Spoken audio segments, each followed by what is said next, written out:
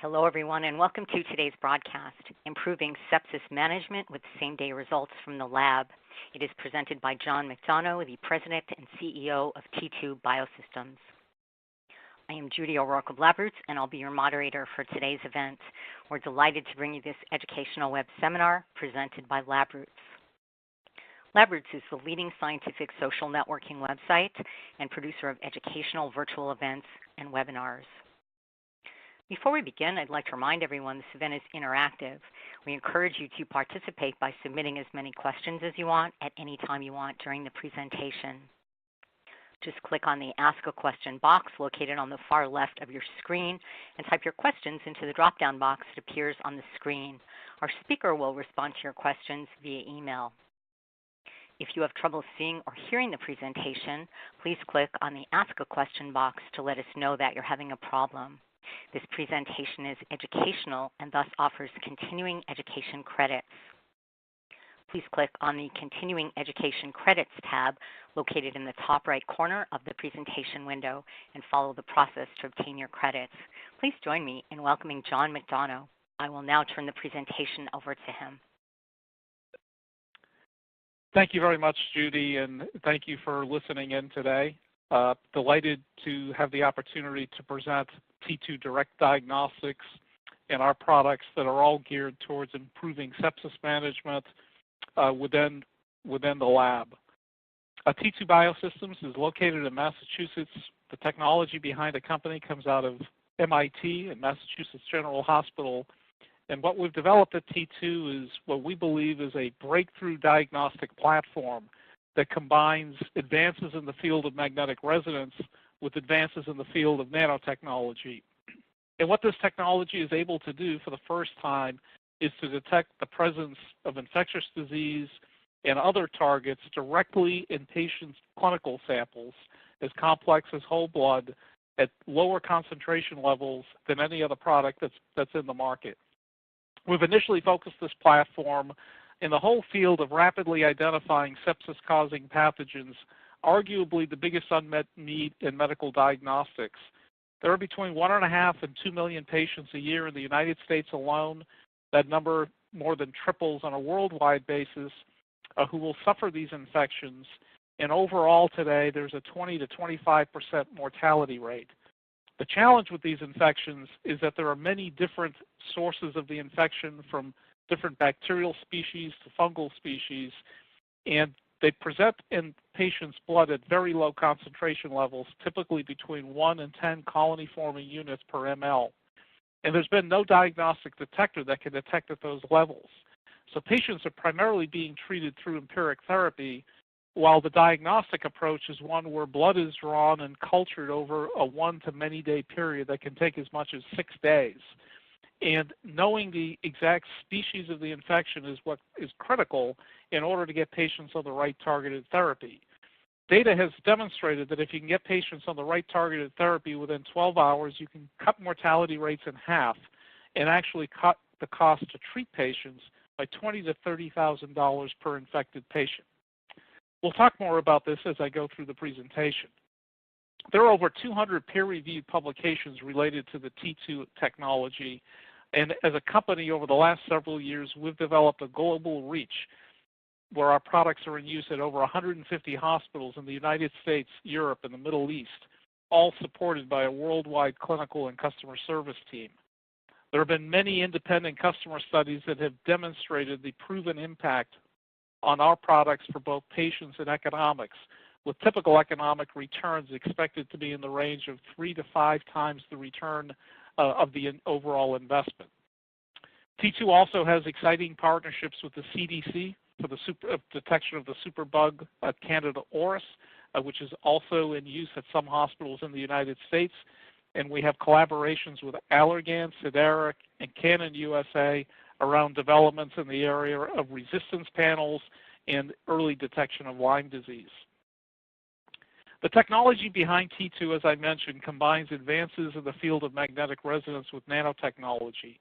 And the breakthrough here is that when a probe binds to a target in a clinical sample, we enable that to change the overall magnetic properties of all of the water in the clinical sample. In the case of sepsis, the sample is a whole blood sample. And when those magnetic properties change, we detect it. Because this is a completely non-optical approach to diagnostic detection, there's no sample preparation required prior to loading on the instrument, and there's also no sample cleanup required where target is required to be extracted from the original sample or where the background of the sample needs to be removed. Instead, all of that remains intact, which is what enables us to have breakthrough limits of detection, where even on our FDA labels, we show limits of detection as low as 1 colony form per ml. In the early days of T2, we had some big breakthroughs in terms of our ability to bring this overall diagnostic method to market. All of those breakthroughs are now manifested in 60 issued patents around the world and another 40 that are in various patent offices in the United States and in other countries as well. In those early days, we were challenged with knowing where to focus this technology. These breakthrough limits of detection can apply to so many fields related to hemostasis, cancer diagnostics, and many others. What we looked for is our areas where we could provide a true competitive advantage. Look for areas that could represent a true breakthrough in patient care, where we could potentially save and improve the lives of patients, while also at the same time reducing the overall costs of the healthcare system of treating whatever that disease may be. Some of the initial concepts behind T2 were focused in the area of miniaturized diagnostics, where we used magnets that were all the way down to the size of a penny. Today, as we've developed our overall footprint, we've developed a T2Dx instrument that is about 3 feet by 2 feet in size, can run 7 patient samples in random access, where the ease of use concept is as simple as taking a standard purple top vacutainer that contains 3 to 4 ml of blood from a patient. That tube is snapped onto a cartridge that contains our reagent and then put inside of one of these 7 drawers. Very simple to use, but very, very high power limit of detection as we detect all the way down to single cells. The breakthrough in sepsis is that, as many of you probably know, the only way to detect species today in any meaningful way starts with a blood culture. Blood culture has been the gold standard for about 90 years. The reason why blood culture has been that standard is that, again, patients are presenting at very low cell concentration levels of the pathogen in their bloodstream. And in order for it to be detected, every other diagnostic platform requires more cells to be present. So the blood is incubated typically for 1 to 5 days. And then once that blood culture goes positive, then it's moved to another platform. And there are many other platforms that can be used where it can take anywhere from 2 to an additional 24 hours to identify what grew in that blood culture broth. The challenge is that overall process is taking 1 to 6 days. And this is in a space where every hour of delaying therapy is increasing patient mortality rates by about 8%. And if you straight line the cost of treating patients, costs for treating patients are increasing by $200 to $500 per hour while you delay getting patients on the right targeted therapy. Additionally, one of the big challenges of blood culture is sometimes those cells just don't grow in the 5-day incubation period. And typically only 50 to 65% of the time it will, meaning that 35 to 50% of the time false negative results are being directed from the blood culture sample. That's why it's not uncommon for 4 blood cultures to be run, further delaying the time to result, as typically those blood draws are spread out over a longer period of time. At T2, we require 4 ml of blood instead of 20 ml of blood.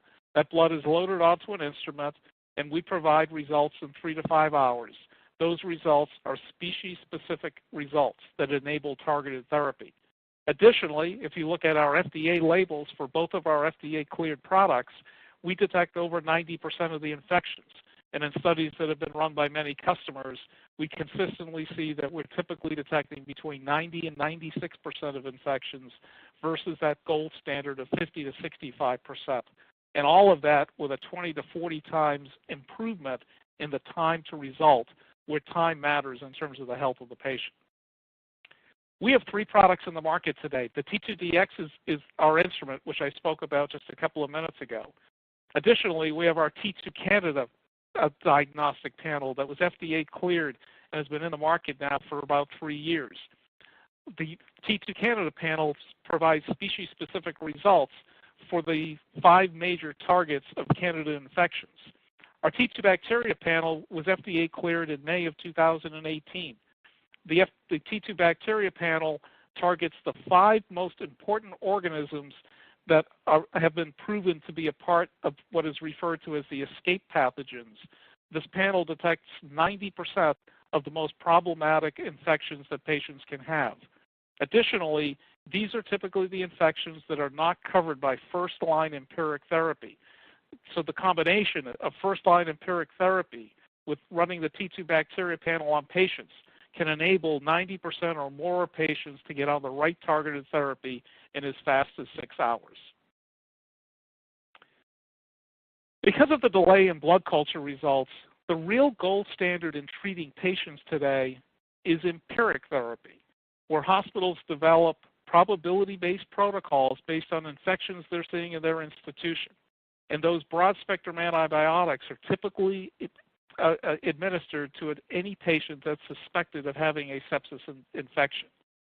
And then every 24 to 24 hours, additional antibiotics or antifungals may be delivered to the patient if the patient's not responding to that empiric therapy that was initially deployed to the patient. At T2, what we're doing is providing species-specific results within 3 to 5 hours. This enables empiric therapy practice to be significantly improved. Current empiric therapy will typically enable 30 to 60% of patients to be immediately put onto effective therapy. The combination of T2 with current protocols can enable 90% of patients to be on effective therapy within 6 hours, a major breakthrough for the patient and a major potential for cost savings for the hospital. Our objective at T2 is all about getting patients on the right therapy as fast as possible. Hospitals understand this, which is why empiric therapy protocols have been established, even though as much as 50 to 80% of the time, that empiric therapy is not necessary because patients may not have any infection at all. By enabling patients to get on the right therapy as fast as possible, we enable the potential to improve patient outcomes, potentially reducing mortality rates and morbidity, reducing the length of stay for patients in the hospital and ICU, and enabling more rapid treatment for patients suspected of sepsis. This approach also enables improved stewardship by reducing the use of antibiotics and antifungal drugs, where rapid negative results can represent opportunities to de-escalate therapy that's being administered to a patient, or to rapidly adjust and provide better management of drug costs. And then as a whole, a big part of our value proposition is to reduce the cost of sepsis management. Reduce cost reductions from early discharge, typically 4 to 7 day reduction of length of stay in the hospital and or intensive care unit for the patient, reductions in costs of antimicrobial drugs, and also improved reimbursement for discharged patients in the emergency department. The T2Dx instrument requires no sample preparation and minimal hands-on time per sample for the operator. What's required is a clean work environment, which virtually all microbiology labs have. The technician simply unpacks and assembles a cartridge, a reagent tray, and a sample inlet module that enables the blood to be snapped onto the cartridge. And then that overall system is then loaded onto the T2Dx instrument. The instrument takes it from there, providing results in 3 to 5 hours, both rapid, positive, and negative test results. We have proven to provide 40 times faster time to results than blood culture based on clinical practices. Our typical time to result on average would be about 4 hours and can be as much as 5 days for a blood culture if it goes through its full incubation period. Clinically, we've been enable an 8-fold reduction in the time to appropriate therapy for the patient, enabling patients to get onto the right therapy within 5 hours with our system as opposed to 44 hours with blood culture. And all of this is meeting the desired time to result, which practitioners in an independent survey communicated was critical in terms of them changing clinical decisions based on getting time to results in about 5 hours. There have been many clinical studies related to the T2 technology. All of them demonstrate clinical sensitivity of our products in the 90 to 100% range for 10 bacterial and fungal pathogens. These studies have been run in 5 independent studies covering more than 300 confirmed infections. The proven clinical specificity of our products is 98.5%, which has been demonstrated through many independent studies covering over 3,000 patients in more than 15 institutions around the world. Publications have estimated that the negative predictive value of both T2Bacteria and T2Candida is over 99%, and typically in the range of 33 to 92% in terms of positive predictive value, the range really being dependent upon the prevalence of the disease for specific patient populations. As I mentioned earlier, our products are in use at over 150 institutions around the world, and there are now many independent studies, publications, and presentations that have occurred at symposium and industry conferences demonstrating the overall value of our products. The Henry Ford Health System, for example, ran a statistically significant study looking at the impact of our products by analyzing patient costs both the 6 months before and the 6 months after they implemented T2. They're now seeing a reduction in the median time of length of stay in an intensive care unit of a patient by 7 days, and the overall length of stay for patients has been reduced by 4 days. And negative test results have led to a significant reduction in the use of antimicrobial drugs, providing further savings for the institution and health savings for the patient.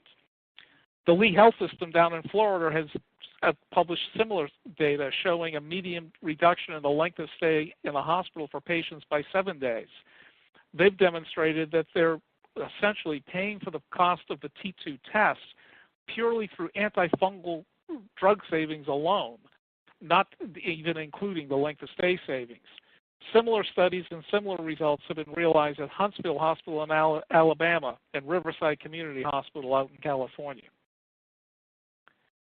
As I mentioned, the T2 Bacteria study, the T2 Bacteria product was FDA cleared in May.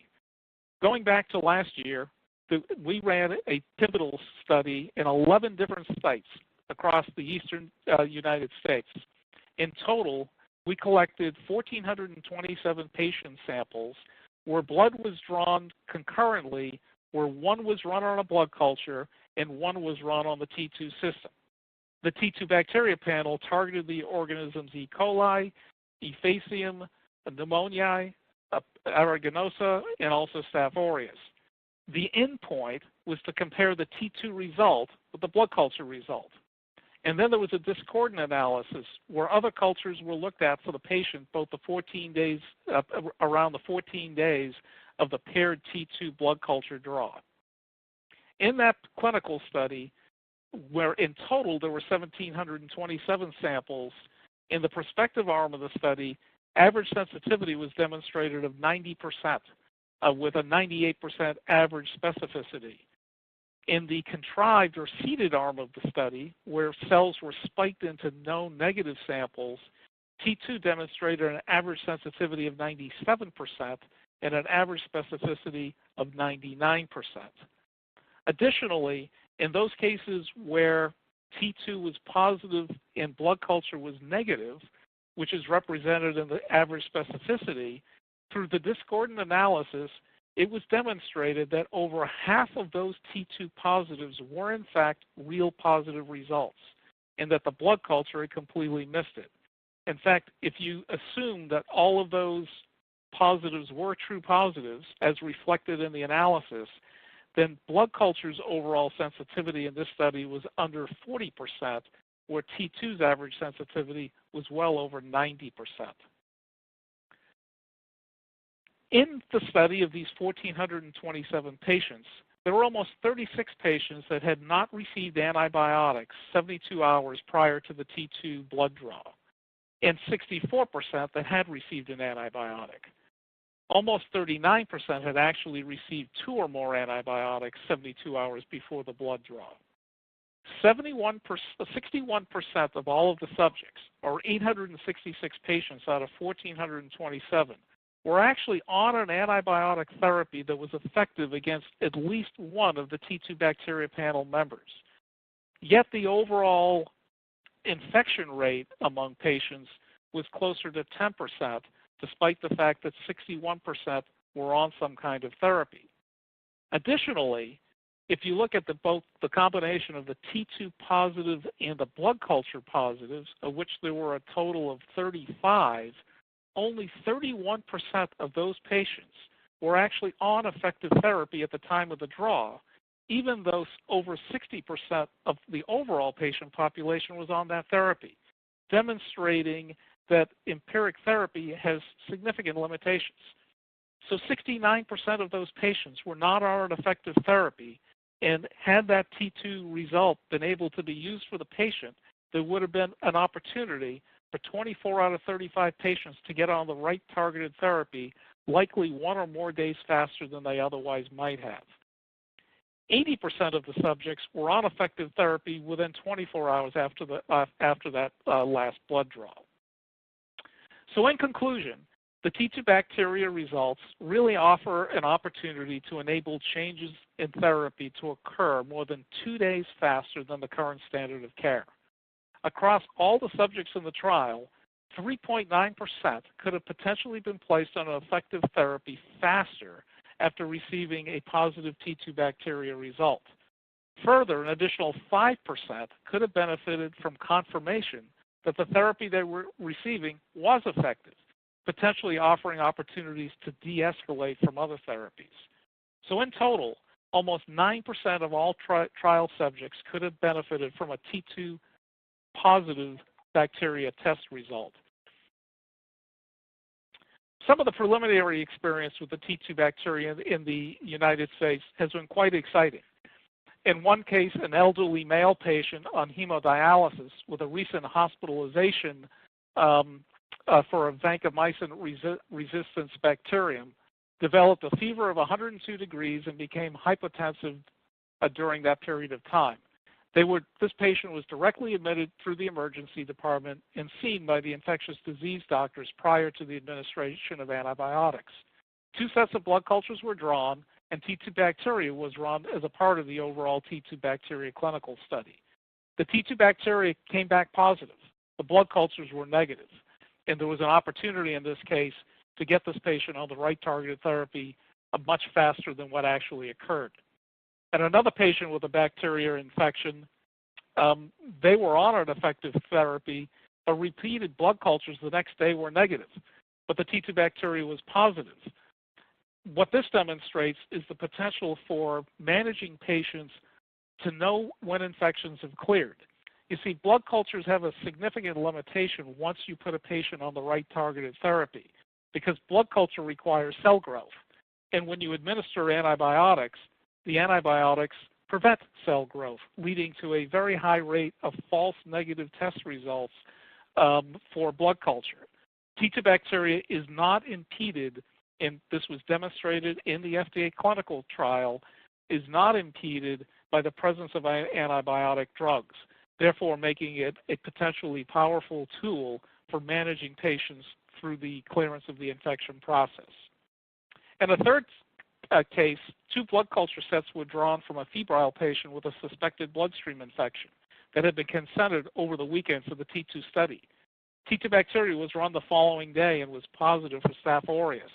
Later, blood cultures also became back positive for Staph aureus, but much later than when the T2 bacteria result had been provided. Again, representing an opportunity to get patients onto the right targeted therapy many hours faster than otherwise occurred. Lee Health down in Fort Myers and Cape Coral, Florida, ran an exciting study that I'd like to present to you regarding the T2 bacteria panel. Lee Health is the 4th largest public healthcare system in the United States, a not-for-profit community hospital with 4 adult acute care facilities and over 1,400 beds. The primary outcome in this study was to determine if T2 bacteria would provide faster identification of infections, enabling faster treatment. In this study, the time to results of T2 bacteria averaged less than 4 hours, while the average blood culture result came back in over 24 hours, representing a 20-hour time difference. Importantly, T2 bacteria had a comparable time to result for negative infections, averaging 3.7 hours versus 122 hours for blood culture results. A second outcome of the study was to determine if there were results available that would create possible opportunities for de-escalation and/or intervention.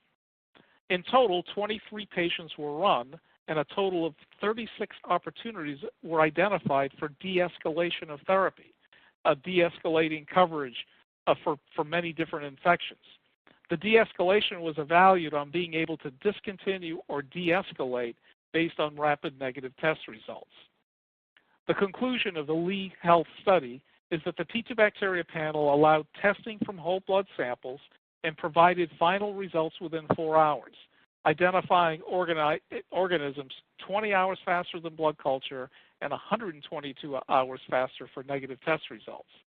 The T2 bacteria panel also detected a greater number of pathogens, a greater number of infections, and there were numerous opportunities for stewardship intervention that were identified in the secondary findings of the study.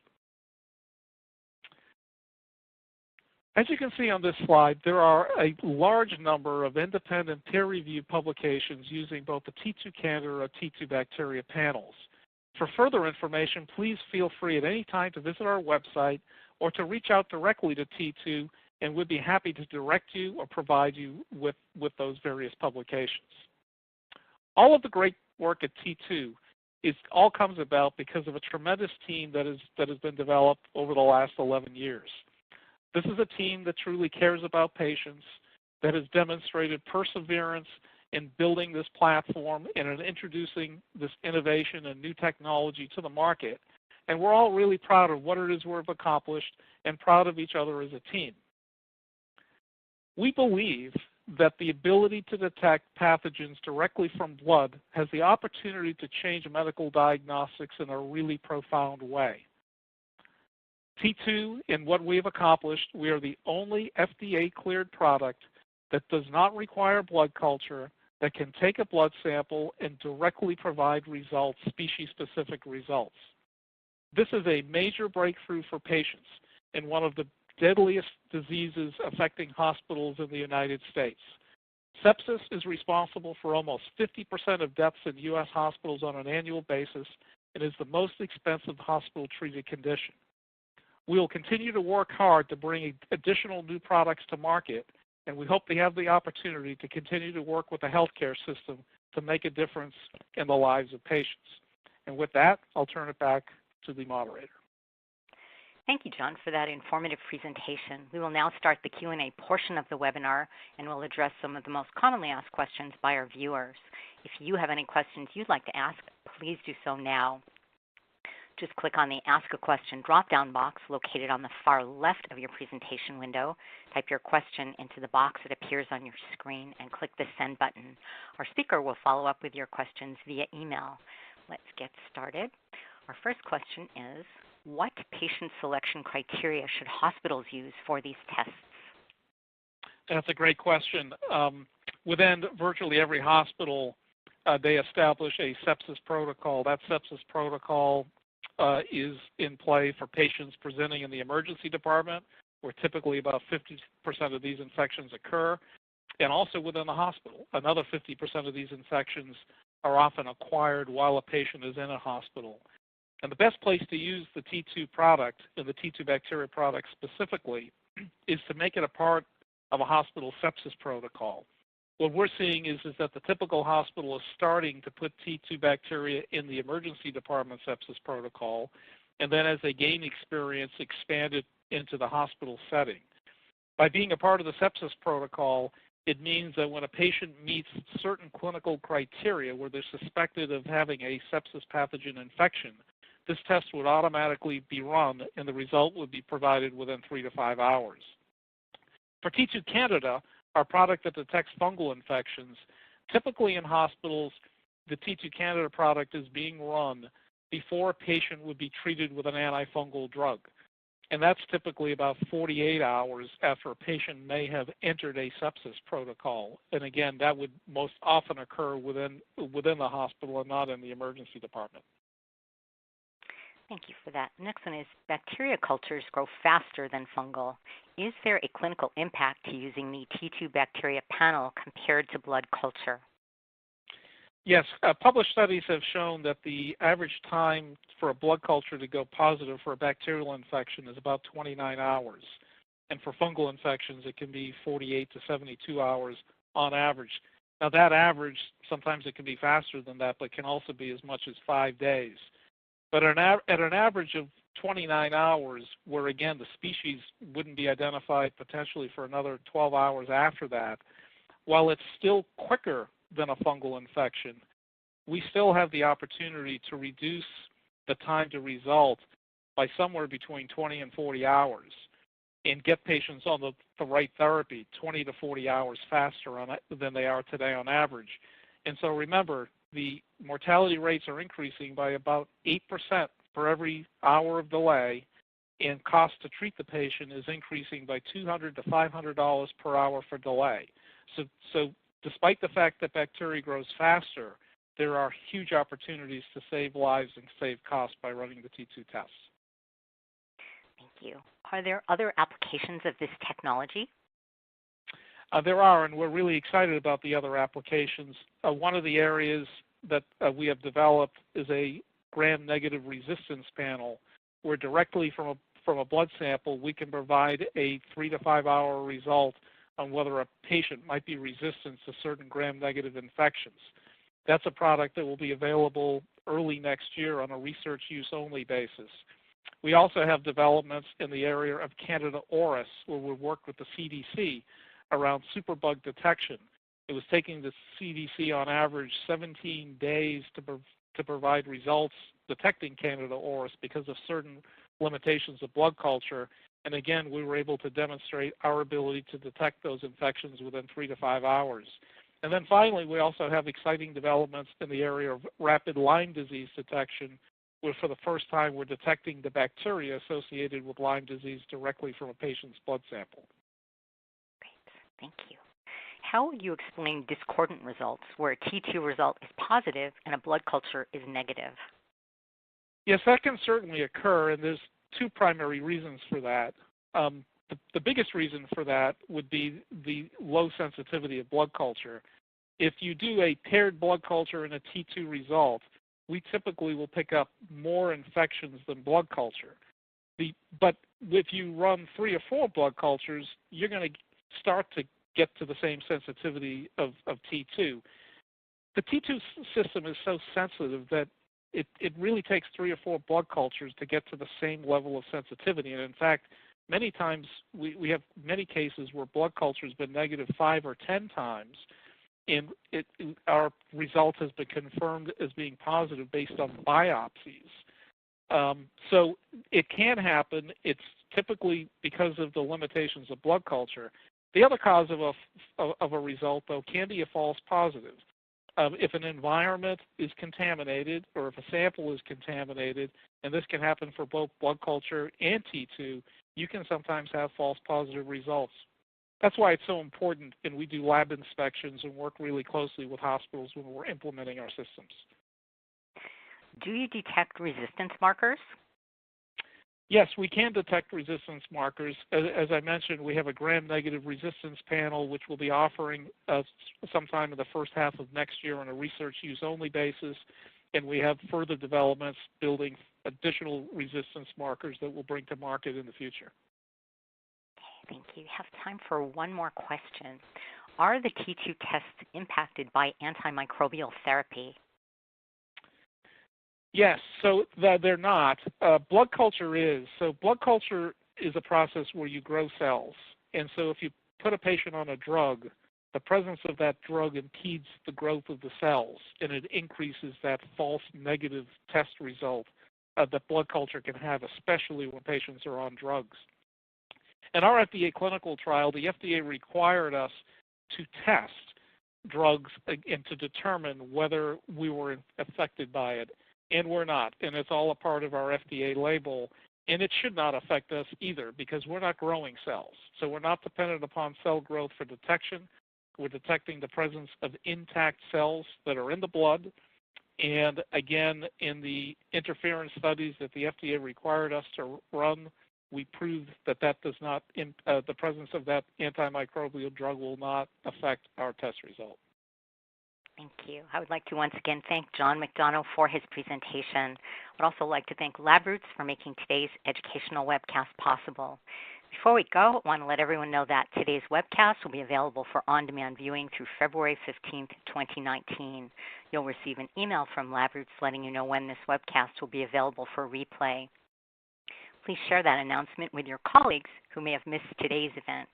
That's all for now. Thank you for joining us. We hope to see you again soon. Goodbye.